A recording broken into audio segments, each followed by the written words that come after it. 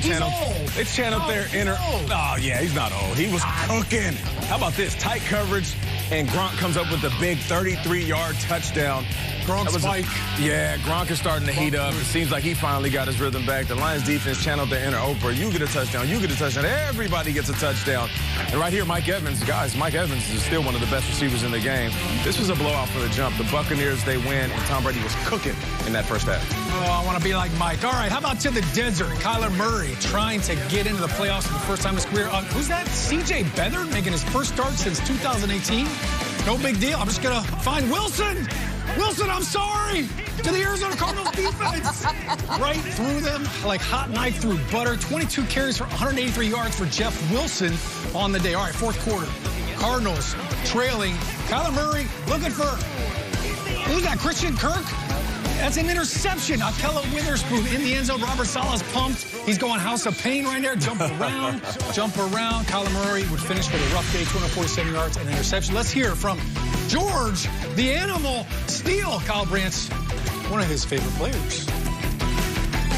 I will say this, I did grow up a Bears fan, and the fact that we helped the Bears a little bit just makes me a little happier. So, the Bears. But thanks, guys. See ya. George, we got Fred here for you guys. No Bears. Shout out Bob Swirsky. We love you. So the Cardinals lose. That man can go to the 7th seed in the NFC if they just beat the Jaguars. Down 3-0 though early. Who's he go to? Jimmy Graham.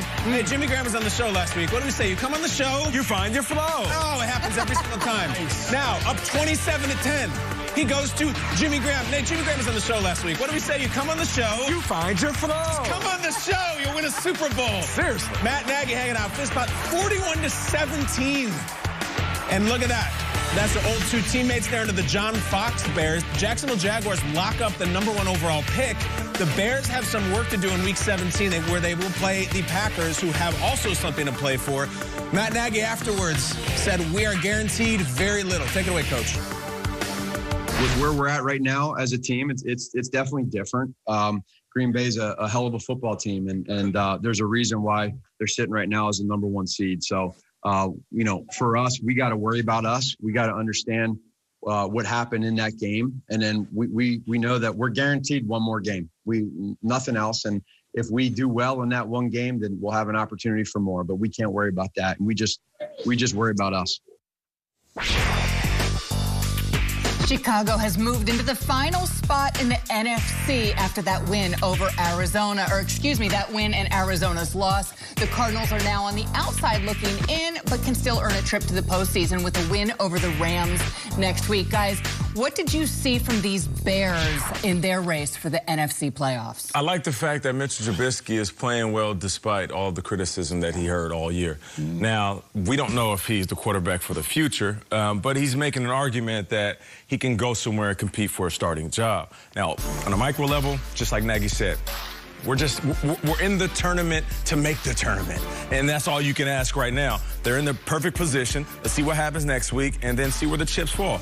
Now, macro, I just like the fact that Mitchell Trubisky bought himself some more time, because we were all willing to write his exit and put his career in a casket and say, you know what, it's over. This dude can't play quarterback. He's not that good. He's had some moments, and he's deserved some of that criticism.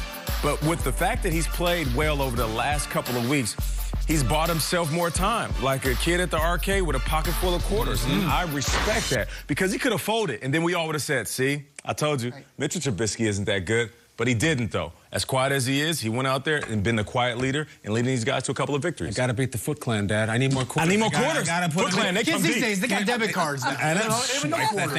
It's a staggering score. I don't care who they played, 41-17. This is a team, the Bears lost 6 games in a row. I mean, they were DOA. It's incredible how they've turned this around. Just a little superlative for their offense here. The Bears scored 30-plus points for the 4th straight time. They have not done that since 1965. They were playing their home games at Wrigley Field. The running back was Gale Sayers. Wow. That is the heater they're on right now. But hold on a second, because their scenario, this is why Nagy was like, well, you know, Week 17, they got to play the Packers. All right, now the Packers will have a lot to play with because they're trying to get the #1 overall seed. So they have to either beat the Packers, which, let's be honest, they almost never do, and it's going to be very difficult to do, or they have to think that the Cardinals are going to lose. So the Bears could easily miss the playoffs. If the Cardinals win, the Bears lose, it's over. All of this run and Trubisky, no. but there's a lot of work to be done. The fact that they're even in this position is Trubisky, it is Nagy, is everybody. They just won 41-17. I can't remember a Bears blowout that long. I mean, it's awesome football, but a lot of work to be done in Week 17, including trying to beat Rodgers. And I thought it showed just something, the 21-point third quarter they had that decided that game, obviously. And, you know, I wrote Trubisky off when they traded for Nick Foles. Yeah. Sure. So what do I know? And sometimes you mentioned adversity. You know this. People in the NFL, you all know this. People in the NFL are big on that. For sure. Give me the guy who's had to face adversity and come through it, rather than one who's never had to deal with it at all. And now we can put Trubisky in that category.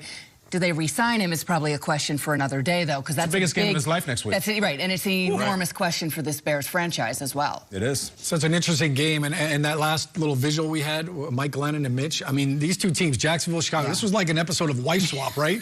Right. Nick Foles was in Jacksonville, then he came up to Chicago. Mike Glennon is in Jacksonville now. He was in Chicago with Mitch, and it's just, I mean, they're just, hey, you want to come over here for a couple weeks? Sure, fine. You guys in New Jersey are crazy. What you guys are into. I mean, I know that lifestyle down there with you guys. It's a great show. You know, if you're really bored and you want to binge watch, go ahead and go for it. But to your point, this... I don't watch, I want to be in it. Oh, you want to be in it? I mean, I'm sorry.